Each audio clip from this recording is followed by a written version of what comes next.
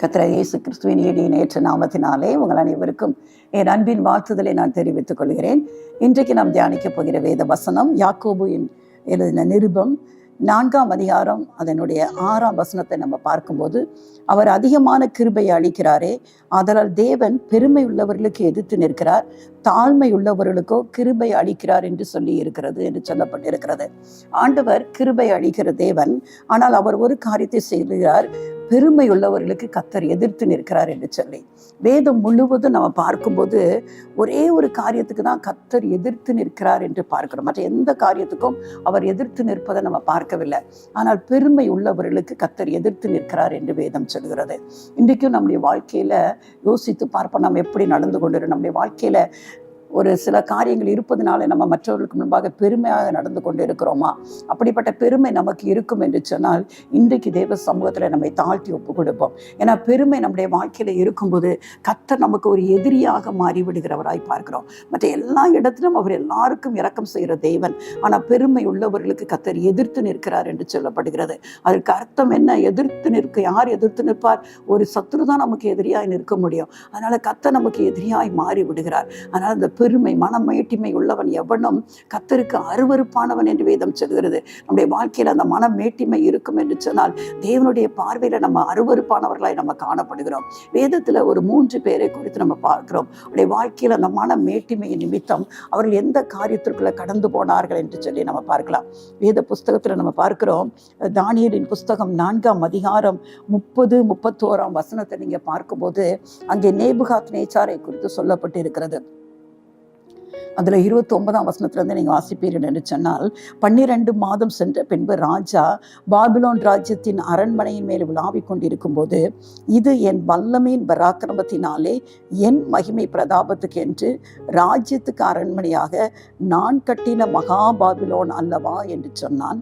இந்த வார்த்தை ராஜாவின் வாயில் இருக்கும் போதே வானத்திலிருந்து ஒரு சத்தம் உண்டாகி, ராஜாவாகிய நேபுகாத் நேச்சாரே, ராஜ்யபாரம் உன்னை விட்டு நீங்கிற்று, மனுஷரினின்று தள்ளப்படுவாய், மெலியின் மிருகங்களோடு சஞ்சரிப்பாய், மாடுகளைப் போல் புல்லை மேய்வாய். இப்படியே உன்னதமானவர் மனுஷருடைய ராஜ்யத்தில் ஆளுகை செய்து தமக்கு சுத்தமாய் இருக்கிறவனுக்கு அதை கொடுக்கிறார் என்பதை நீ அறிந்து கொள்ள மட்டும் 7 காலங்கள் உன்மேல் கடந்து போகும் என்று உனக்கு சொல்லப்படுகிறது என்று விளம்பினது என்று வேதம் சொல்கிறது. நேபுகாத் நேச்சார் ஒரு பெரிய பராக்கிரமசாலி ஆகிய ஒரு ராஜா தான், பாபிலோன் ராஜா தான் நேபுகாத் நேச்சார். அவன் பாருங்க, ஒரு ஸ்டேஜ் வந்தோன்னே அவனுக்குள்ள ஒரு பெரிய பெருமை வருகிறது. பெருமையின் நிமித்தம் அவர் என்ன சொல்கிறான் பாருங்க, அந்த வார்த்தை ஒவ்வொன்றையும் பாருங்க. என் வல்லமையின் பராக்கிரமத்தினாலே, என்னுடைய வல்லமையினாலே, அந்த வல்லமையின் உண்டான பராக்கிரமத்தினாலே என்னுடைய மகிமை பிரதாபத்திற்கென்று ராஜ்யத்தின் அரண்மனையாக நான் கட்டின எல்லாம் என் நான் என்று சொல்லி தன்னை குறித்தே பெருமை பாராட்டின ஒரு காரியம் மகா பாபிலோன் அல்லவா என்று சொல்கிறான். அந்த வார்த்தை ராஜாவின் வாயில் இருக்கும்போது ஒரு வார்த்தை தான், அந்த வாயிலேருந்து ஒரு வார்த்தை தான் புறப்படுது. புறப்பட்ட உடனே வானத்திலேருந்து ஒரு சத்தம் வந்தது. என்ன சொல்லுது? நீ எதெல்லாம் மேன்மையும் மகத்துவமாக நினைத்து கொண்டிருக்கிறாரோ அந்த ராஜ்யபாரம் உன்னை விட்டு நீங்கி போயிற்று. இந்த ராஜ்யபாரம் உன்னை விட்டு நீங்குவது மட்டுமல்ல, நீ மனுஷரிலிருந்து தள்ளப்பட்டு மிருகம் போல் ஆகிவிடுவாய் அப்படி என்று சொல்லி அவனோட வாழ்க்கையில பார்க்கும்போது எப்படியெல்லாம் நடந்திருக்குது பாருங்க. வெளியின் மிருகங்களோட சஞ்சரிப்பாய், மாடுகளை புல்லை மேய்வாய் என்று சொல்லி அது அப்படியே நடந்தது. அது அப்புறம் நீங்கள் 33ஆம் வசனத்தை நீங்கள் பார்த்தீங்கன்னா, அந்நேரமே இந்த வார்த்தை நேபுகாத் நேச்சார் இடத்தில் நிறைவேற்று. அவன் மனுஷன் நின்று தள்ளப்பட்டு மாடுகளைப் போல புல்லை மேய்ந்தான். அவனுடைய தலைமயிர் கழுகுகளுடைய இறகுகளைப் போலவும் அவனுடைய நகங்கள் பச்சைகளுடைய நகங்களைப் போலவும் வளரும் மட்டும் அவன் சரீரம் ஆகாயத்து பணியிலே நனைந்தது என்று சொல்லப்பட்டிருக்கிறது. பாருங்க, ஒரு பெருமையின் நிமித்தம் ஆண்டவருக்கு மகிமையை கொடுக்காதபடி ஒரு மனுஷனை உயர்த்துவதும் தாழ்த்துவதும் கர்த்தரால மட்டும்தான் முடியும். நம்முடைய வாழ்க்கையில கவனமாக இருக்க வேண்டும். நமக்கு ஒருவேளை உயர்வு வரும்போதெல்லாம் நம்ம அதிகமாக நம்மை தாழ்த்த கற்றுக்கொள்ள வேண்டும். கர்த்தர் நமக்கு ஒரு உயர்வை கொண்டு போவார் என்று சொன்னால் அதிகமாக நம் தெய்வ சமூகத்தில் நம்மை தாழ்த்த கற்றுக்கொள்ள வேண்டும். ஆண்டவரால் அன்று நம்ம எந்த விதத்திலும் உயர்த்தப்பட முடியவே முடியாது. நம்முடைய மேன்மை மகிமை மகத்துவம் எல்லாம் இயேசு கிறிஸ்து ஒருவரால் மட்டுமே நமக்கு உண்டானது. அதனால ஒரு நாள் என்னுடைய திறமையினாலே, என்னுடைய படிப்பினாலே, என்னுடைய ஞானத்தினாலே, என்னுடைய பணபலத்தினாலே இதெல்லாம் செய்தேன் என்கிற அந்த இப்படிப்பட்ட எண்ணங்கள் நமக்குள்ள வரவே கூடாது. அந்த நேபுகாத்நேச்சார் அப்படிதான் சொன்னா, என் நாமத்திற்கென்று, என் மகிமைப்படுறதுக்கென்று, என் வல்லமையின் பராக்கிரமத்துக்கென்று நான் கட்டின, இப்படி எல்லாவற்றிலும் தன்னைத்தானே அவன் சொன்னபடினாலே அந்த வார்த்தை அவனுடைய வாயிலிருந்து புறப்படும் போதே அவனுக்கு மேல ஒரு நியாய தீர்ப்பு வெளிப்பட்டது என்று பார்க்கிறோம்.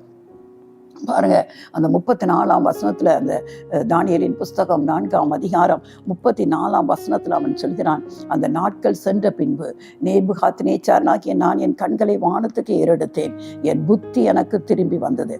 கர்த்தர் குறித்து அந்த நாட்கள் சென்ற பிறகு அவனுடைய புத்தி அவனுக்கு திரும்ப, அதை உணர்ந்து கொள்ளுகிற வரைக்கும் அவன் அப்படிதான் மாட்டை போல புள்ளை மேய்ந்து கொண்டிருந்தான். என் புத்தி எனக்கு திரும்பி வந்தது. அப்பொழுது நான் உன்னதமானவரை ஸ்தோத்திரித்து என்றென்றைக்கும் ஜீவித்திருக்கிறவரை புகழ்ந்து மகிமைப்படுத்தினேன். அவருடைய கர்த்தத்துவமே நித்திய கர்த்தத்துவம், அவருடைய ராஜ்யமே தலைமுறை தலைமுறையான. அது வரைக்கும் தன்னை புகழ்ந்து கொண்டிருக்கிறவன் அவனுக்கு புத்தி வந்தபோது என்ன சொல்கிறான்? அவருடைய கர்த்தத்துவமே நித்திய கர்த்தத்துவம், அவருடைய ராஜ்யமே தலைமுறை தலைமுறையாக நிற்கும், பூமியின் குடிகள் எல்லாம் ஒன்றுமில்லை என்று எண்ணப்படுகிறார்கள். அதை யோசித்து பார்க்கணும். நம்ம எல்லாம் கர்த்தர் பார்வையில் ஒன்றுமில்லாதவர்கள், ஒன்றுமில்லை. அவர் தமது சித்தத்தின்படியே வானத்தின் சேனையையும் பூமியின் குடியையும் நடத்துகிறார். அவர் சித்தத்தின்படிதான் வானத்தின் சகல காரியங்களும் பூமியின் குடிகளும் நடத்தப்படுகிறார்கள். அவருடைய கையை தடுத்து அவரை நோக்கி என்ன செய்கிறீர் என்று சொல்லத்தக்கவன் ஒருவனும் இல்லை.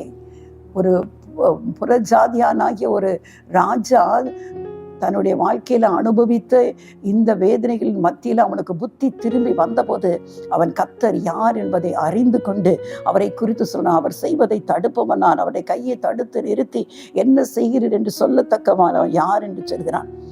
அவன் அதெல்லாம் உணர்ந்த பிறகு வேதம் சொல்லுகிறது, அவ்வேளையில என் புத்தி எனக்கு திரும்ப வந்தது, என் ராஜ்யபாரத்தின் மேன்மைக்காக என் மகிமையும் என் முகக்கலையும் எனக்கு திரும்ப வந்தது. என் மந்திரிமாரும் என் பிரபுக்களும் என்னை தேடி வந்தார்கள். என் ராஜ்யத்திலே நான் சிறப்படுத்தப்பட்டேன். அதிக மகத்துவமும் எனக்கு கிடைத்தது. தன்னை அவன் உணர்ந்து கொண்டபோது என்னாலே ஒன்றும் அல்ல, ஒன்றும் செய்ய முடியாது, எல்லாம் அவர் கரத்தில் இருக்கிறது, எல்லாவற்றுக்கும் மேலானவர் கர்த்தாதி கர்த்தர் என்று சொல்லி உணர்ந்து கொண்ட பிறகு அவன் இழந்து போன எல்லாவற்றையும் அவன் திரும்ப கொடுத்தாங்க, பெற்றுக்கொண்டான். அது மட்டுமல்ல, அந்த கடைசி வசனம் 37ஆம் வசனம் சொல்கிறது, ஆகையால் நேபுகாத்நேச்சாராகிய நான் பரலோகத்தின் ராஜாவை புகழ்ந்து உயர்த்தி மகிமைப்படுத்துகிறேன்.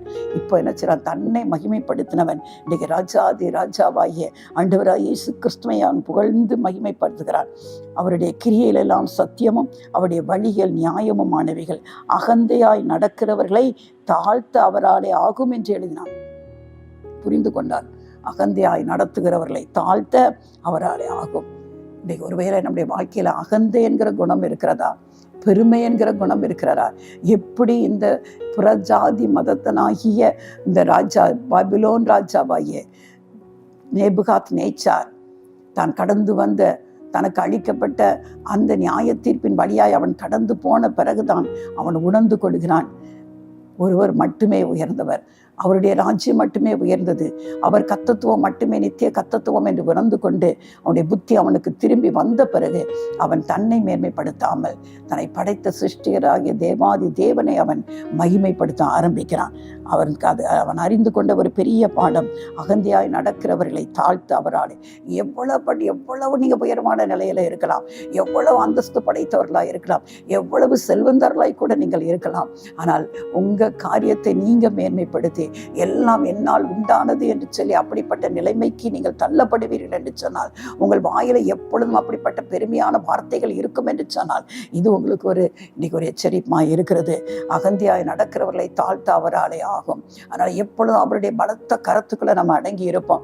கர்த்தர் ஒவ்வொரு முறை உயர்வை கொடுக்கும்போது பயப்படணும். ஆண்டவர் சமூகத்துல, ஆண்டவரே நான் ஏமாத்துறேன் அப்பா என்று சொல்லி அவர் கரத்துல பயந்திருந்து அவரை நம்ம உயர்த்த கற்றுக்கொள்ளும் போது கர்த்தர் நம்மை ஆசீர்வதிக்கிற தேவனாய் இருக்கிறார். ஆனால் ஒரு நாளும் பெருமைக்கு நம்முடைய வாழ்க்கையில நம்ம என்ன செஞ்சு விடக்கூடாது, இடம் கொடுத்து விடக்கூடாது. 2வது ஒரு நபரை குறித்து நம்ம பார்க்கலாம். ஏசாயா தீர்க்கதரிசி புஸ்தகம் 14ஆம் அதிகாரத்துல ஒரு பார்க்கிறோம். 12லிருந்து 15ஆம் வசனம் வரைக்கும் பார்க்கிறோம். அது யாரை குறித்து சொல்லப்பட்டு இருக்கிறது சொன்னார்? லூசிஃபர் என்று சொல்லப்படுகிற சாத்தானை குறித்து சொல்லப்பட்டு இருக்கிறது. அதிகாலையின் மகனாகிய விடிவெளியே, நீ வானத்திலிருந்து விழுந்தாயே, ஜாதிகளை இனப்படுத்தினவனே, நீ தரையில விட வெட்டப்பட்டாயே. நான் வானத்துக்கு ஏறுவேன், தேவனுடைய நட்சத்திரங்களுக்கு மேலாக என் சிங்காசனத்தை உயர்த்துவேன், வடபுறங்களில் உள்ள ஆராதனை கூட்டத்தின் பர்வதத்திலே வீற்றிருப்பேன் என்றும் நான் மேகங்களுக்கு மேலாக உன்னதங்களில் ஏறுவேன், உன்னதமானவருக்கு ஒப்பாவேன் என்றும் நீ இருதயத்தில் சொன்னாயே. ஆனாலும் நீ அகாதானமான பாதாளத்திலே தள்ளுண்டு போனாய். இவன் இருதயத்துல சொன்னான். அங்க பாருங்க, அந்த வார்த்தை நேபுகாத்நேச்சார் வாயிலிருந்து புறப்பட்ட உடனே அவனுக்கு அந்த நியாய தீர்ப்பு. இங்கே அவன் இருதயத்துல தான் எண்ணுகிறான். அது யாரு? அதிகாலையின் மகனாகிய விடிவெளி என்று சொல்லப்படுகிற சாத்தான் அல்லது லூசிஃபரை குறித்து சொல்லப்பட்டு இருக்கிறது. வானத்திலிருந்து அவன் இருந்தது, தேவனுடைய பர்வதத்தில் அவன் இருந்தான். தேவனால அபிஷேகம் பண்ணப்பட்ட கேருபாய் இருந்தான். மேலத்தால வாத்தியங்கள், அவன் நடக்கும்போதே அந்த பாடலின் சத்தங்கள் கேட்கப்பட்டது. அப்படிப்பட்ட ஆராதனை கூட்டத்தில் அவன் பிரதானமானவன் என காணப்பட்டான். ஆனா அவனுக்கு கொஞ்சம் என்ன வந்துச்சு, ஒரு தானும் ஆண்டவருக்கு ஒப்பாய் மாறிவிட வேண்டும் என்று சொல்லி, தான் உயர்த்தப்பட வேண்டும் என்று சொல்லி அவன் இருதயத்துல தான் நினைத்தான். வேதம் சொல்கிறது பாருங்க, அவன் எப்படியெல்லாம் நினைச்சானா, வானத்துக்கு ஏறுவேன், தேவனுடைய நட்சத்திரங்களுக்கு மேலாக, அதுக்கு மேலாக என் சிங்காசனத்தை என்ன செய்வேன், தேவன் வைத்திருக்கிற இடத்தை விட்டு விட்டு, தேவன் இப்பொழுது அவனுக்கு என்ன சிங்காசனத்தை கொடுத்திருக்கிறாரோ அதை விட்டு விட்டு தேவனுடைய நட்சத்திரத்துக்கு மேலாக என் சிங்காசனத்தை உயர்த்துவேன், வடபுறங்களில் உள்ள ஆராதனை கூட்டத்தின் பர்வதத்திலே வீற்றிருப்பேன். பரலோகத்தில் அந்த வடபுறத்தில் உள்ள ஆராதனை கூட்டத்தின் பர்வதத்தில் வீற்றிருப்பேன். நான் மேகங்களுக்கு மேலாக உன்னதங்களில் ஏறுவேன், உன்னதமானவருக்கு ஒப்பாவேன், தேவாதி தேவனுக்கு நான் ஒப்பாவேன் என்று சொல்லி இருதயத்துல அவன் என்ன ஆரம்பித்தான். இருதயத்துல அவனுக்குள்ள ஒரு எண்ணம் வந்தது. வேதம் சொல்கிறது, நானால நீ அகாதமான பாதாளத்திலே தள்ளுண்டு போனாய். ஒரு நொடியிலே அவன் என்ன செஞ்சான், கீழே தள்ளப்பட்டான் என்று பார்க்கிறோம். அவனுக்கு கர்த்தர் அவ்வளவு ஒரு பெரிய மேன்மையை கொடுத்திருந்தார். காப்பாற்றுவதற்கு ஏற்ற அவன் கேரும், அவன் எதுக்காக ஏற்படுத்தப்பட்டான், காப்பாற்றுவதற்காக அவன் ஏற்படுத்தப்பட்ட ஒரு கேரும் என்று சொல்லி, கேருபீன்களில் ஒருவன் பிரதானமானவனாய் காணப்பட்ட அந்த விடிவெளியின் மகனாகிய லூசிஃபர் அவனுடைய இருதயத்துல வந்த அந்த நினைவுனாலே கர்த்தர் எல்லாவற்றையும் அறிந்திருக்கிறார். ஒருவேளை நேபுகாத்நேச்சாருடைய வாழ்க்கையில நம்ம என்ன பார்த்தோம்னா, அவன் வாயிலிருந்து புறப்பட்ட அந்த வார்த்தை வாயிலிருந்து வெளிவந்த பிறகுதான் அந்த நியாய தீர்ப்பு கடந்து வருகிறது. ஆனா அவன் இருதயத்துல எண்ணுன உடனே, அவன் இருதயத்துல தான் சொல்கிறான், நான் இப்படிலாம் செய்வேன், உன்னதத்துக்கு ஏறுவேன், நட்சத்திரங்களுக்கு மேலாக சிங்காசனத்தை வைப்பேன், அவன் வடபுறத்தில் உள்ள பர்வதத்துல நான் ஆராதனை கூட்டத்தின் பர்வதத்துல நான் வீற்றிருப்பேன், உன்னதமானவருக்கு ஒப்பாவேன் என்று சொல்லி தனக்குள்ளே தன் இருதயத்துல தான் சொன்னான். வேற யாருக்கும் அது தெரியாது. ஆனால் அந்த இருதயத்தின் சிந்தனைகளை ஆராய்ந்து அறிந்துற நம்முடைய ஆண்டவருக்கு மறைவானது ஒன்றுமே இல்லை. எதையும் நம்ம அவர்கிட்ட மறைக்க முடியாது. நிறைய பேர் நினைக்கிறாங்க, ஜெபம் பண்ணும்போது எப்பொழுதுமே உண்மை உள்ளவர்களாக இருக்கிற, மனம் திறந்து ஆண்டவர்கிட்ட செய்த தவறுகளை சொல்ல நம்ம கற்றுக்கொள்ள வேண்டும். அவர்கிட்ட போய் மனுஷரிடத்துல பூசி மழுகிறதுமா நம்ம சொல்லவே கூடாது. உண்மை என்று ஒப்புத்துகிறார். அவர் நம்முடைய சின்ன நினைவு, நம்ம இப்ப என்ன நினைச்சு கொண்டிருக்கிறோம் என்பதும் அவருக்கு தெரியும். அதனால அவன் இருதயத்தில் அவன் சொன்ன வார்த்தைகள் நிமித்தம் அவன் எங்க சொன்னா, கீழே பாதாளத்தில் அவன் தள்ளப்பட்டான் என்று வேதம் சொல்கிறது. அன்றைக்கு மேன்மையான இடத்துல இருக்க வேண்டிய அவன் இன்றைக்கு சாத்தானா இன்றைக்கு உலகத்தில் அவன் சுற்றி திருந்து ஜனங்களை வஞ்சித்து தன்னோடு கூட நரக பாதாளத்தில் இழுத்து கொண்டு போகும்படியா இன்றைக்கு அவன் என்ன செஞ்சுக்கான், சுற்றி வந்து கொண்டிருக்கிற அப்படிப்பட்ட நிலைமைக்கு அவன் தள்ளப்பட்டான் என்று பார்க்கிறோம். அன்பான தேவ பிள்ளைகளே, அப்போ இருதயத்தில் கூட மேட்டிமையான, ஒருவேளை வெளியே மற்றவங்கள்ட்ட நம்ம பெருமை பாராட்டாமல், வாயின் வார்த்தையினாலே பெருமை பாராட்டாமல், உள்ளுக்கு இருதயத்தில் நம்ம ஒரு மேன்மை பாராட்டலோடு வாழ்ந்து கொண்டிருப்போம் என்று சொன்னால் இன்றைக்கு அதை நம்ம யோசித்து பார்ப்போம். நம்முடைய வாழ்க்கையில் பெருமையான சிந்தனைகளுக்கு நாம் இடம் கொடுத்து கொண்டு இருக்கிறோமா? நம்முடைய வாழ்க்கையில் பெருமைக்கு நம்ம இடம் கொடுத்து கொண்டு இருப்போம் என்று சொன்னால் தயவு செய்து அதை விட்டு விடுவோம். எப்பொழுதுமே தாழ்மையாக இருக்க நம்ம கற்றுக்கொள்வோம். இன்னொருத்தருடைய வாழ்க்கையை வைத்து கூட இதை நம்ம பார்க்கலாம். 2 நாளாகமத்தின் புஸ்தகம் 26ஆம் அதிகாரத்தை நம்ம எடுத்துக்கொள்வோம் என்று சொன்னால், 2 நாளாகமத்தின் புஸ்தகம் 26ஆம் அதிகாரம் அங்கே 16ஆம் வசனத்தின் முதல் நீங்கள் வாசித்தீங்கன்னா, அதற்கு முன்பாக அந்த 26ஆம் அதிகாரத்தில் அங்கே யூதா ஜனங்களின் ராஜாவாகிய ஒரு உசியாவை குறித்து சொல்லப்பட்டிருக்கிறது.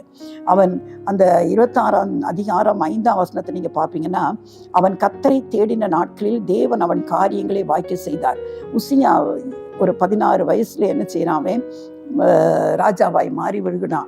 அவன் நன்றாக ஆண்டவருக்கு பயந்து ராஜ்யபாரம் செய்கிறான். கர்த்தரின் பார்வைக்கு செம்மையானது செய்து கொண்டிருக்கிறான். அவன் அப்படியெல்லாம் கர்த்தரை தேடின நாட்களில் தேவன் அவன் செய்த காரியங்கள் எல்லாவற்றையும் என்ன செய்தான், வாய்க்க செய்தார்.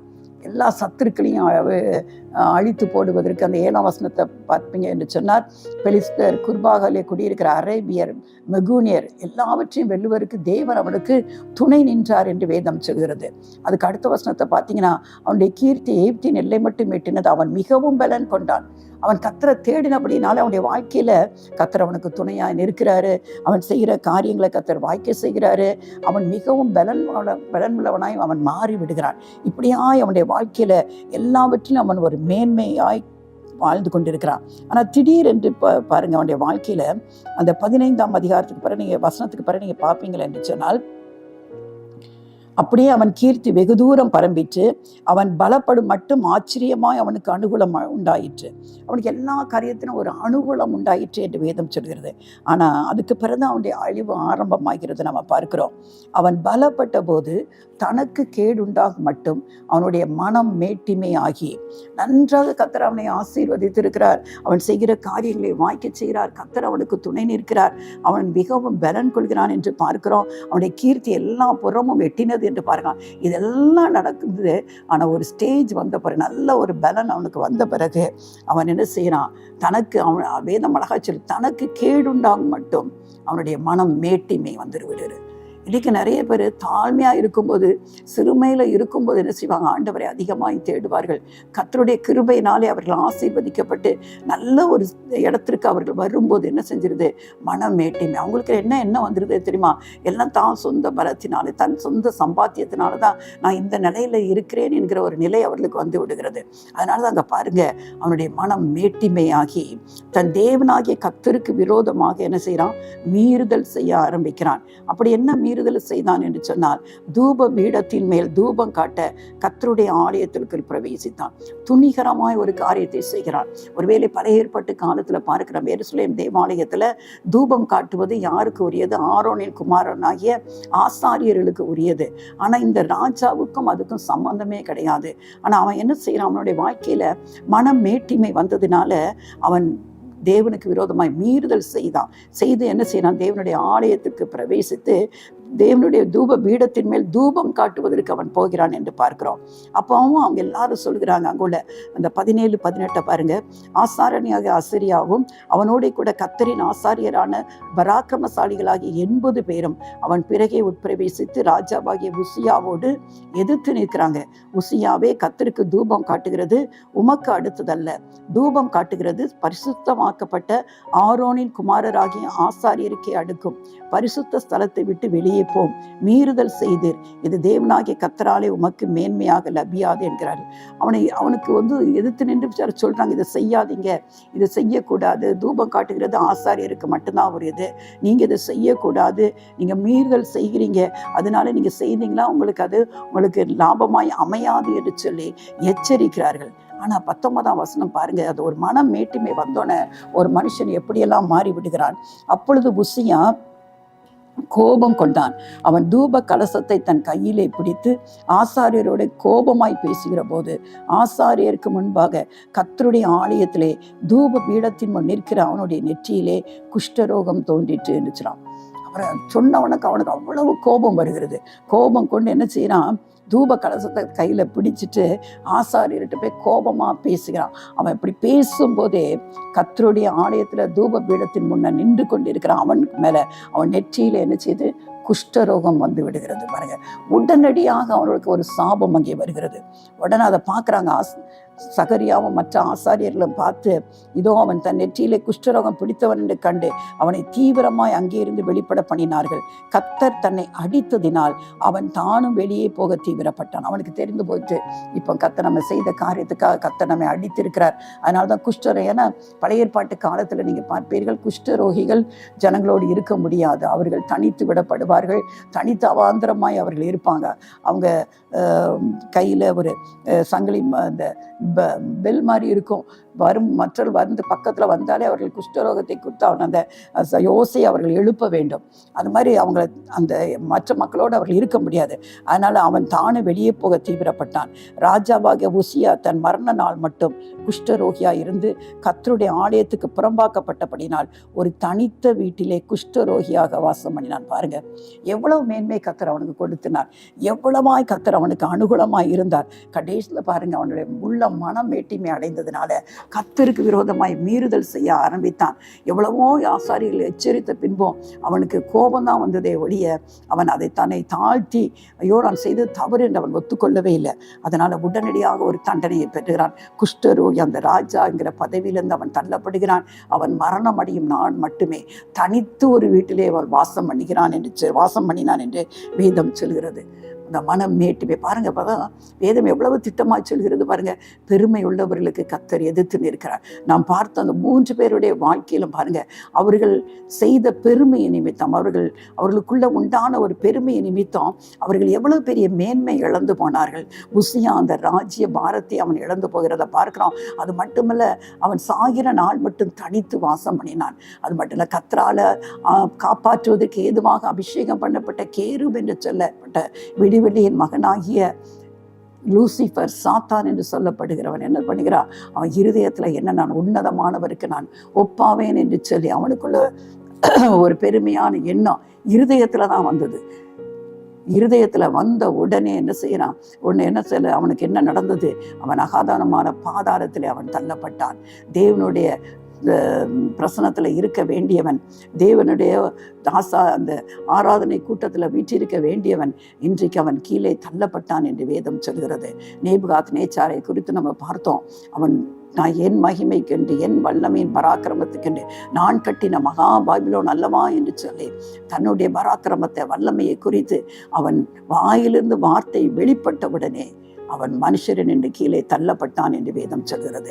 பாருங்க, அந்த நேபுகாத் நேச்சாருக்கு கர்த்தர் ஒரு நியாயத்தை, அவன் கர்த்தரை அறியாதவன், ஆனால் அவனுக்கு ஒரு நியாய தீர்ப்பு அங்கே வெளிப்படுகிறது. அவன் அந்த நியாய தீர்ப்பு நாட்கள் முடிந்த பிறகு, அவன் புத்தி அவனுக்குள்ள வந்த பிறகு, அவன் உண்மையை அவன் உணர்ந்து கொண்ட பிறகு, அதற்கு பிறகு அவன் தேவாதி தேவனை நோக்கி புகழ்ந்து பாட ஆரம்பிக்கிறான். அதனால திரும்ப அவனுக்கு எல்லாம் திரும்ப கிடைத்தது என்று பாடுகிறான். அவன் ஆனால் ஒரு காரியத்தை உணர்ந்து கொண்டான். அகந்தை உள்ளவர்களை தாழ்த்த அவராலே ஆகும் என்கிற பாடத்தை அவன் கற்றுக்கொண்டான். ஆனா லூசிஃபருடைய வாழ்க்கையிலும் உசியா ராஜா 2 பேரையும் ஆண்டவராகிய தேவனை அறிந்தவர்கள். அதனால அவங்களுக்கு வந்த தீர்ப்பு வித்தியாசமா இருந்தது. சாத்தான் பாதாளத்துல இன்றைக்கும் அவனுக்கு பாதாளம் அவனுக்காக காத்து கொண்டிருக்கிறத பார்க்கிறோம். பரலோகத்தில் இருந்து அந்த உன்னத மேன்மையான வாசஸ்தலத்தை விட்டு அவன் வெளியே கீழே தள்ளப்பட்டான் என்று பார்க்கிறோம். உசியாவுக்கு கொடுக்கப்பட்ட அந்த ராஜரீகம், கர்த்தர் அவனுக்கு எல்லா விதத்திலும் உதவி செய்து அவனுடைய கீர்த்தியை எல்லா இடத்திலும் பரம்ப செய்தார். அவனுக்கு உதவி செய்தார். அது மட்டுமல்ல, அவன் செய்த காரியத்தெல்லாம் கர்த்தர் வாய்க்க செய்தார். ஆனால் அவனுக்குள்ள பலப்பட்ட பின்பு அவனுக்கு வந்த அந்த மன மேட்டுமை நிமித்தம், கர்த்தருக்கு விரோதமான மீறுதல் செய்தது நிமித்தம் அவன் வாழ்க்கையில குஷ்டரோகம் வந்ததை நம்ம பார்க்கிறோம். அதற்கு பிறகு அந்த ராஜ்யபாரத்தையும் அவன் இழந்து போனான். ராஜ்யபாரத்தை இழந்து போனது மட்டுமல்ல, தனிமையாய் செத்து போகிற வரைக்கும் தனிமையாய் ஒரு வீட்டில் இருப்பான் என்று சொன்னார். அது எவ்வளவு வேதனைக்குரியது பாருங்க. ஒருவரை இல்லாத ஒரு வீட்டில் தனிமையாக ஒரு நல்ல ஒரு பதவியில இருந்து விட்டு இப்படிப்பட்ட ஒரு நிலைமை ஒரு மனுஷனுக்கு வரும் என்று சொன்னால் அது எவ்வளவு வேதனைக்குரிய ஒரு காரியம். ஒருவேளை உசியா ராஜா அந்த நேரத்தில் தன்னை உணர்ந்து கொண்டானோ என்னமோ நமக்கு தெரியாது. ஆனால் ஒன்றை மட்டும் நாம் அறிந்து கொள்வோம், இந்த சம்பவங்களின் மூலம் நம்முடைய வாழ்க்கையில ஒரு நாளும் மேட்டுமையான சுபாவத்திற்கு நாம் இடம் கொடுக்கவே கூடாது. ஒவ்வொரு நாளும் நம்ம தாழ்மையாக இருக்க கற்றுக்கொள்வோம். பெருமை நம்முடைய வாழ்க்கையில இருக்கும் என்று சொன்னால் இன்றைக்கு அந்த பெருமைக்கு நம்ம ஒரு முற்றுப்புள்ளி வைத்து விடுவோம். நம்மை தாழ்த்தி அவர்கிட்ட கேட்போம், ஆண்டவரே நான் ஒருவேளை தெரியாம என் வாழ்க்கையில நான் அகங்காரமாய் நடந்து கொண்டிருக்கிறேன், அகம்பாவமாய் இருக்கிறேன், என் வாழ்க்கையில என் பேச்செல்லாம் திமிர் பேச்சா இருக்கிறது, என்னை மன்னித்து விடுங்க என்று சொல்லி நம்ம கேட்கும்போது கர்த்தர் நாம் இழந்து போனதை திரும்ப அவர் கொடுக்க உண்மையுள்ள தேவனாய் இருக்கிறார். அவரை நோக்கி பார்ப்போம். ஒரு விஷயம் அதற்கு முன்பாக சற்று நம்முடைய வாழ்க்கையை சிந்தித்து பார்ப்போம். இதை கேட்டு இந்த செய்தியை கேட்ட ஒவ்வொரு தேவ பிள்ளைகளை கொஞ்சம் யோசித்து பாருங்க. உங்க வாழ்க்கையில எந்த சூழ்நிலையாவது இப்படிப்பட்ட பெருமையான காரியங்களுக்கு இடம் கொடுத்திருக்கிறீர்களா? என்னால் எல்லாம் செய்ய முடியும் என்று சொல்லி நான் என்று சொல்லி ஒரு அகந்தை நமக்குள்ள இருக்கிறதா? அந்த எந்த அகந்தை நமக்குள்ள இருக்கணும், ஆண்டவர்கிட்ட சொல்லணும், ஆண்டவரே நீங்க இல்லாம நான் ஒண்ணுமே செய்ய முடியாதப்பா, என் வாழ்க்கையில என் வாழ்க்கையில நீங்க இல்லாவிட்டால் நான் ஒன்றுமே இல்லை என்று சொல்லி ஒவ்வொரு நாளும் அதை உணர்ந்து நம்ம வாழ வேண்டும். நம்முடைய மேன்மை, மகமை, மகத்துவம் எல்லாம் இயேசு கிறிஸ்து ஒருவராக மட்டுமே இருக்க வேண்டும். எதையும் அவர் இல்லாம நாம் சாதிக்கவே முடியாது. ஆனால் எந்த காரியத்துல நம்ம வெற்றியை கண்டு கொண்டாலும் அது அவருக்கே உரியது. ஆண்டவருக்கு தான் நம்ம மகிமை செலுத்தணும், மனுஷருக்கு அல்ல. ஆண்டவரை தான் நம்ம மகிமைப்படுத்தணும். ஆண்டவரே இந்த நாளிலும் அப்பா அந்த செய்தியை கேட்ட ஒவ்வொரு பிள்ளையிலும் உடைய கரத்தில் கொடுக்குறோம். ஒருவேளை அவர்கள் வாழ்க்கையில் அவங்க கொண்ட மனமேட்டுமை நிமித்தம் இன்றைக்கு ஒரு தாழ்மையான இடத்துல ஆண்டவரே தாழ்த்தப்பட்ட ஒரு நிலையில் அவர்கள் காணப்படுவார்கள் என்று சொன்னால், இன்றைக்கு சற்று அவர்கள் அதை சிந்தித்து பார்த்து ஆண்டவரே உங்க சமூகத்துல அந்த மன்னிப்பை பெற்றுக்கொண்டப்பா, இழந்து போன மேன்மைகளை மறுபடியுமாய் பெற்றுக்கொண்டப்பா, தங்க வாழ்க்கையில எப்பொழுதும் தாழ்மையோடு நடந்து கொள்கிற அந்த கிருபை உங்களுடைய பிள்ளைகளுக்கு நீங்க கொடுக்கும்படியா ஜெபிக்கிறோம். வாழ்க்கையில ஒரு நாள் நாங்கள் மனமேட்டிமைக்கு ஒப்பு கொடுக்காதபடி, பெருமையும் அகம்பாவமும் ஆணவமும் எங்க வாழ்க்கையில இல்லாதபடி, மற்றவர்களை அற்பமாய் நிமித்து திமிராய் நடக்கிற அந்த காரியங்கள் எங்க வாழ்க்கையில இல்லாதபடி ஆண்டவரே இந்த சுபாவங்கள் எங்களை விட்டு அகன்று போகும்படியா கர்த்தாவே, இந்த நாளில யாருடைய வாழ்க்கையில நான் இப்படிதான் என் வாழ்க்கை இருக்கிறேன் என்று சொல்லி ஆண்டவரே உண்மையாவே மனம் கசந்து கொண்டு இருக்கிறார்களோ அவர்களுக்கு நீங்க இரக்கம் பாராட்டி ஆண்டவரே தயவாய் அவருடைய காரியங்களை நீங்க மன்னித்து ஆண்டவரே இந்த நாளில ராஜா அவர்களை திரும்பவுமாய் நீங்க அவர்களை உயர்த்தும்படியா ஜெபிக்கிறோம். எப்பொழுதும் தேவனுடைய பலத்த கரத்துக்குள்ள மட்டுமே நாங்கள் அடங்கி இருக்க, எல்லா விதத்திலும் எல்லா சூழ்நிலையிலும் ஆண்டவராக இயேசு கிறிஸ்துவுக்கு மட்டுமே நாங்கள் நன்றி ஸ்தோத்திர பலிகளை செலுத்தும்படியான கிருபையில நம்முடைய பிள்ளைகளுக்கு தாங்கப்பா. இதை கேட்டுக்கொண்டிருக்கிற அருமையான பிள்ளைகள் யார் யார் இந்த வேலையில அப்பா கண்ணீரின் பாதையில சென்று கொண்டிருக்கிறார்களோ, கவலை பிரச்சனை ஆண்டவரே அப்பா உள்ளத்துல ஆண்டவரே நான் வாழ்வதை விட சாவதே மேல் என்று சொல்லி ஆண்டவரே தங்க வாழ்க்கையை குறித்து கசந்து கேள்வி ஆண்டவரே வாழ்ந்து கொண்டிருக்கிறார்களோ, தயவாக இந்த வேளையில ஆண்டவரே இரக்கத்தின் தெய்வன் அப்பா அவர்களுக்கு இரக்கம் செய்யுங்க ஆண்டவரே. அவர்கள் இருக்கிற சூழ்நிலையில் இருந்து நம்முடைய பிள்ளைகளுக்கு ஒரு விடுதலையை கொடுங்க ஆண்டவரே. அவர்கள் வேண்டிக் கொள்வதற்கும் அதிகமாய் அவர்களுக்கு செய்து அவர்களை மகிழ பண்ணுங்க. எல்லாவற்றுக்கும் மேலாகப்பா நீங்க இலவசமாய் கொடுக்கிற பாவத்திலிருந்து விடுதலை கொடுக்கிற இயேசு கிறிஸ்துவின் ரத்தத்தினாலே இலவசமாய் கெடுக்கிற அந்த பாவ மன்னிப்பின் நிச்சயத்தை அப்பா ஒவ்வொரு பிள்ளைகளையும் பெற்று அனுபவிக்க வேண்டும் அப்பா. யாரும் அந்த பாவ மன்னிப்பின் நிச்சயத்தை இழந்து போய்விடக்கூடாது. இந்த நாளில் ஆண்டவரே நாங்கள் எதை இழந்து போனாலும் ஆண்டவரே நீங்க இலவசமாய் கொடுக்கிற அந்த ரட்சிப்பை நாங்கள் இழந்து போய்விடக்கூடாது அல்லவா. அப்படியாய் கிருபையாய் ஒவ்வொரு பிள்ளைகளுக்கும் உதவி செய்யுங்கப்பா. அவருடைய கண்ணீர்கள் யாவும் துடைக்கப்படட்டும். இன்றிலிருந்து அவருடைய வாழ்க்கையில ஒரு சமாதானம் நிலவட்டும். இயேசுவின் நாமத்துல பிதாவே, ஆமென்.